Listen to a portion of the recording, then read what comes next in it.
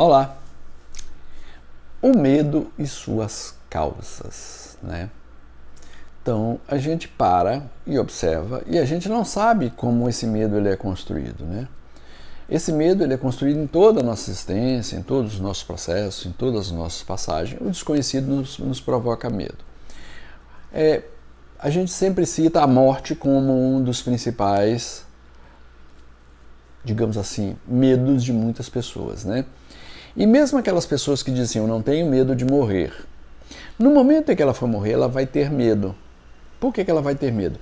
Porque começa a partir dali uma experiência que está sob controle, não está sob controle, ela não consegue perceber, ela não sabe para onde vai, ela não sabe se vai, ela não sabe se vai acabar, ou mesmo sabendo, tendo certeza que você vai para algum lugar, você não sabe para onde vai, você não sabe o que vai acontecer lá. Aí você diz, pô, mas é a morte. Mas tá, tudo bem, eu pego uma pessoa qualquer e digo para essa pessoa, você vai para a Austrália hoje, nós vamos botar você no avião, tal, isso aqui. A pessoa fala inglês, tem dificuldade de comunicação, mas ela vai para a Austrália, ela nunca foi na Austrália. Mas ao entrar no avião, ela vai ter um sentimento de medo, por quê? Porque é algo novo, embora tenha algumas coisas que ela possa pressupor que vai acontecer, ela vai para um ambiente onde ela precisa viver uma experiência que não está sob controle dela. O medo está presente, é o medo natural. Porque a gente tem um medo que é o medo animal, o medo que serve para proteção. E esse medo ele aparece em determinados momentos. Por exemplo, quando você vai para algum lugar, tem alguma coisa que te ameaça, e você vê o medo vem, está presente. Né? O medo é um mecanismo de proteção. Né? O medo nos impede que a gente ultrapasse determinadas linhas. Não é desse medo que a gente está falando. Do medo de proteção, do medo natural, do medo que está presente na vida de todos nós. Nós estamos falando do medo patológico. Né? Daquele medo que muitas vezes ele é construído. Nós vamos aproveitar a pandemia para citar um exemplo. As pessoas que estão muito tempo assistindo jornal, se falando da pandemia, quando se vê no jornal, se vê notícias ruins. Se vê a notícia de pessoas que morreram, de pessoas que passaram isso, pessoas que passaram aquilo, pessoa que disse isso, pessoa que disse aquilo. O sujeito está ouvindo aquilo e está registrando no inconsciente, embora ele diga, pô, não é assim, então não sei o quê, mas está registrando no inconsciente alguma coisa que gera medo nele. E ele não sabe por que dessa reação mais tarde, porque ele está registrando no inconsciente algo que está ali vindo constantemente e é algo negativo. É algo, digamos assim, é o lado que está sendo colocado para fora, o lado negativo de um evento que gera nele medo de que aquilo chegue até ele. Né? E mesmo ele raciocinando, ele tem comportamentos de que o medo vem. Por exemplo, a criança está andando, então não sei o quê, você não quer levantar para segurar a criança vai para um determinado lugar, você diz, cuidado aí que está escuro. Por que ela tem que ter cuidado com o escuro?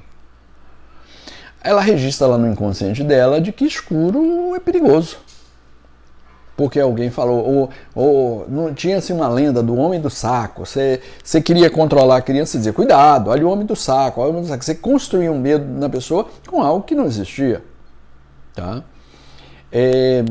Às vezes você tem alguém dentro de casa que faz relatos de medo o tempo todo, você acaba tracionando para você aquele medo e aquele medo te impede das coisas, te impede de você fazer determinadas coisas, né? De empreender.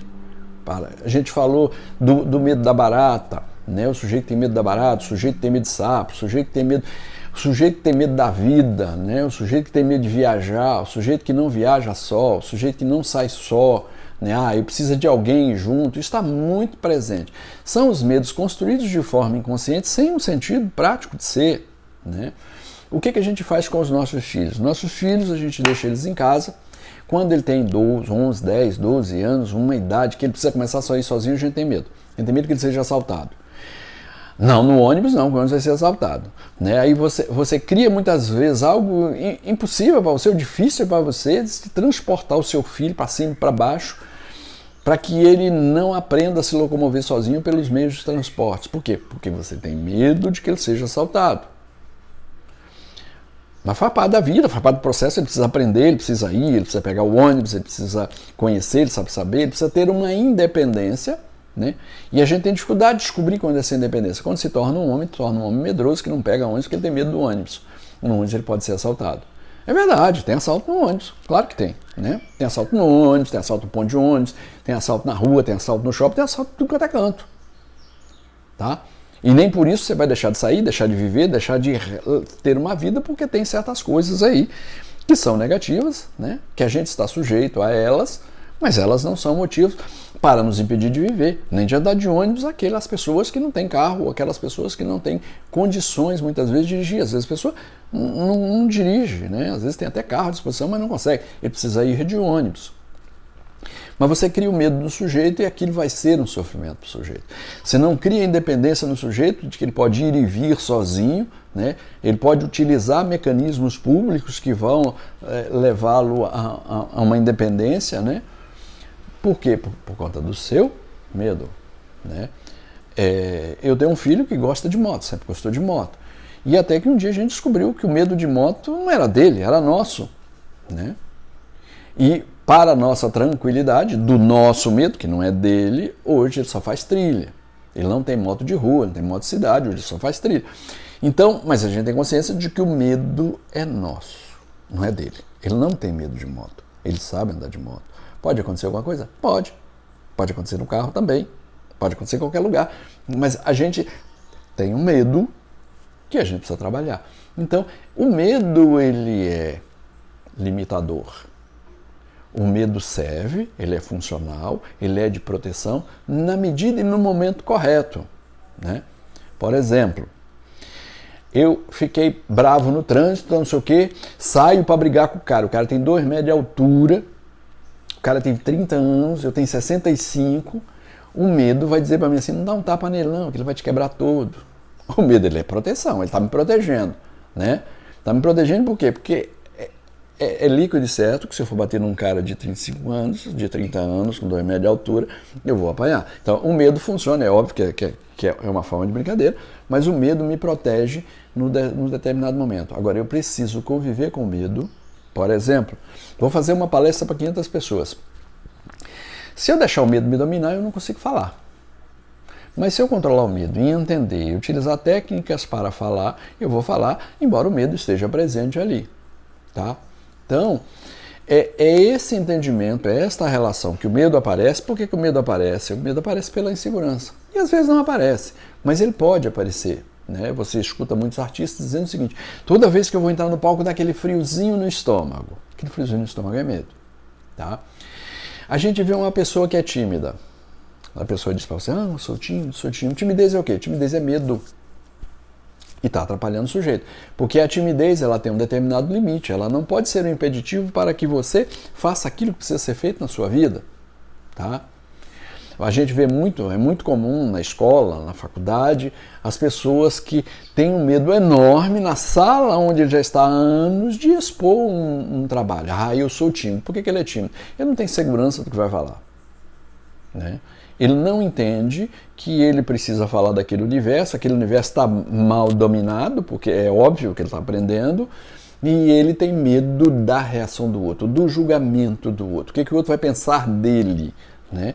Enquanto o cara que, digamos assim, é destemido, está pouco se lixando do que o outro vai pensar dele. Chega lá, fala errado, fala certo, fala de qualquer jeito, né? Porque ele não está preocupado com o julgamento externo. O medo não é acionado nesse instante. Então, o medo é extremamente ruim quando ele é patológico, quando ele passa do limite da segurança. E é preciso que a gente identifique na gente quais são os medos que são chamados de medos positivos, que são os medos naturais de proteção, e quais são os medos patológicos, que são os medos desnecessários que a gente muitas vezes está escravizados a ele. Quantas pessoas não saem de casa porque tem medo do ladrão? Quantas pessoas não vão ao cinema porque tem medo do ladrão? Quantas pessoas não vão para a rua porque tem medo do trânsito? Quantas pessoas deixam de viver de forma natural porque tem medo de alguma coisa? E esse é o medo patológico. A gente precisa estar sempre analisando isso. E o que tem a ver o medo dentro da relação? Você tem medo de falar para o seu parceiro alguma coisa. Você tem medo de contar para ele um evento da sua vida. O medo ele acaba descobrindo, acaba gerando uma série de problemas. Isso é em função do medo que você tem nas relações que você estabelece. É preciso que se trabalhe o medo, é preciso que se crie a possibilidade da relação com o outro sem esse medo que lhe limite, que te impeça de falar aquilo que é necessário, aquilo que é importante que seja dito, entendeu? Então, e não é só na relação de casamento, é na relação de trabalho, né? Quantas vezes alguém faz alguma coisa errada no trabalho e tem medo de falar lá, que fala, fiz isso, e se ele falar naquele momento, é interrompido aquele erro sem grandes consequências, ele fica calado e as consequências são inimagináveis muitas vezes, provocando perda de vidas e outras coisas, porque alguém se calou no momento que era para ser dito e se calou por medo. É preciso que a gente entenda isso, é preciso que a gente também trabalhe isso. E é preciso que a gente entenda que o medo está presente em todos nós. Ele faz parte da nossa Constituição. E ele precisa ser trabalhado, no meu entender, em todas as pessoas. Ok? Até o próximo vídeo.